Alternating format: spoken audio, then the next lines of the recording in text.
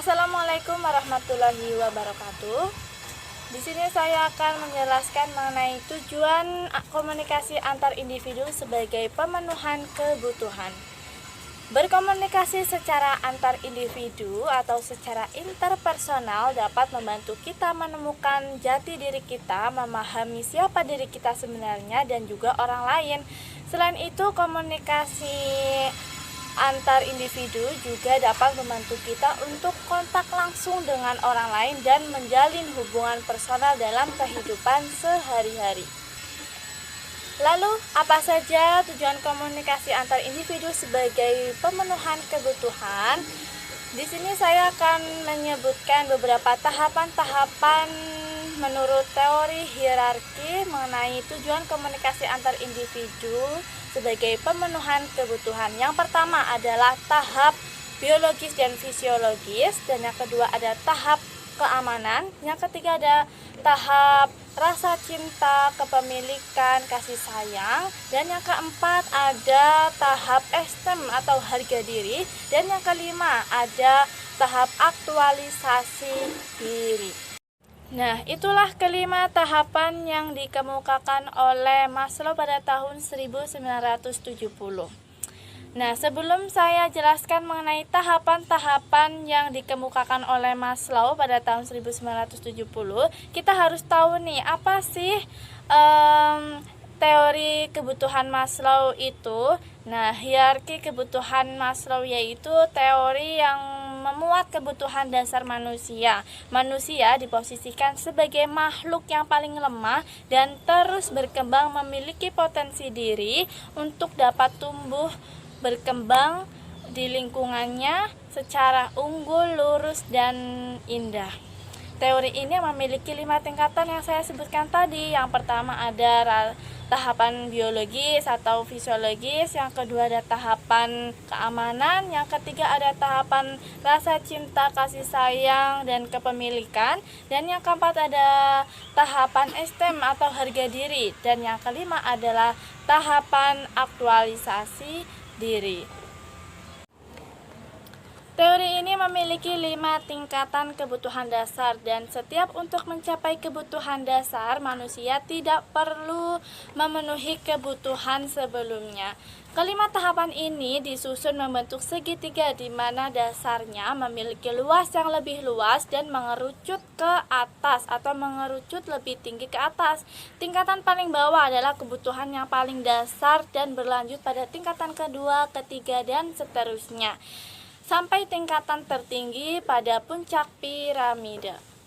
Ya, oke. Tingkatan yang paling dasar adalah kebutuhan biologis dan fisiologis. Umumnya, kebutuhan ini bersifat neostatik, artinya usaha menjaga keseimbangan unsur-unsur fisik kita seperti makan, minum, udara, perumahan, kenyamanan, beristirahat, seks, dan lain sebagainya. Nah, kebutuhan fisiologis dan biologis ini sangat kuat dalam keadaan absolut. Misalkan kelaparan atau kehausan. Ketika kita sedang merasakan kelaparan atau kehausan, semua kebutuhan lain akan ditinggalkan dan orang lain akan mencurahkan kemampuan berkomunikasinya untuk memenuhi kebutuhan ini. Lalu, kebutuhan kedua adalah kebutuhan keamanan, seperti mendapatkan perlindungan, tata aturan, hukum, dan stabilitas. Nah, kebutuhan ini pada dasarnya mempertahankan kehidupan. Kebutuhan keamanan merupakan pertahanan jangka panjang, beda dengan tahapan pada fisiologis dan biologis. Pada tahapan fisiologis dan biologis itu merupakan pertahanan jangka pendek. Lalu, kemudian kebutuhan dasar yang ketiga adalah kebutuhan kasih sayang, rasa cinta, kepemilikan.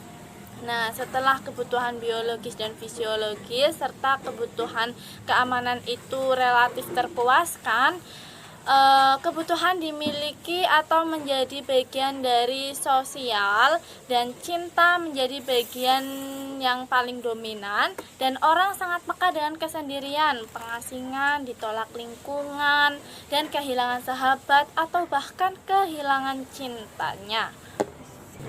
Nah, kebutuhan dasar selanjutnya adalah kebutuhan dasar yang keempat adalah esteem atau harga diri. Ketika ketiga kebutuhan tadi sudah terpenuhi, maka kekuatan motivasi akan melemah dan diganti dengan harga diri. Ada dua harga diri di sini, yaitu menghargai diri sendiri atau self respect, seperti kemandirian, prestasi, kepercayaan diri untuk mendapatkan kebebasan, dan harga diri untuk mendapatkan penghargaan. Itu yang kedua ya, dari orang lain seperti status, ketenaran, diterima dan diapresiasi. Nah, kebutuhan inilah orang ingin dikenal baik dan dinilai dengan baik oleh orang lain. Dan yang terakhir adalah kebutuhan aktualisasi diri. Akhirnya sesudah kebutuhan dasar sebelumnya terpenuhi, maka muncullah nih kebutuhan aktualisasi diri, di mana kebutuhan aktualisasi diri ini orang mampu mewujudkan secara maksimal bakat potensi kemampuannya yang dimiliki. Nah, aktualisasi diri ini adalah keinginan untuk memperoleh kepuasan dengan dirinya sendiri, untuk menyadari semua potensi dirinya, untuk menjadi bebas dan kreatif untuk mencapai pada puncaknya. Ya, itulah yang dapat saya jelaskan mengenai tujuan komunikasi antar individu sebagai pemenuh kebutuhan hidup seseorang. Sekian yang dapat saya sampaikan, kurang lebihnya saya mohon maaf. Sekian dan terima kasih. Wassalamualaikum warahmatullahi wabarakatuh.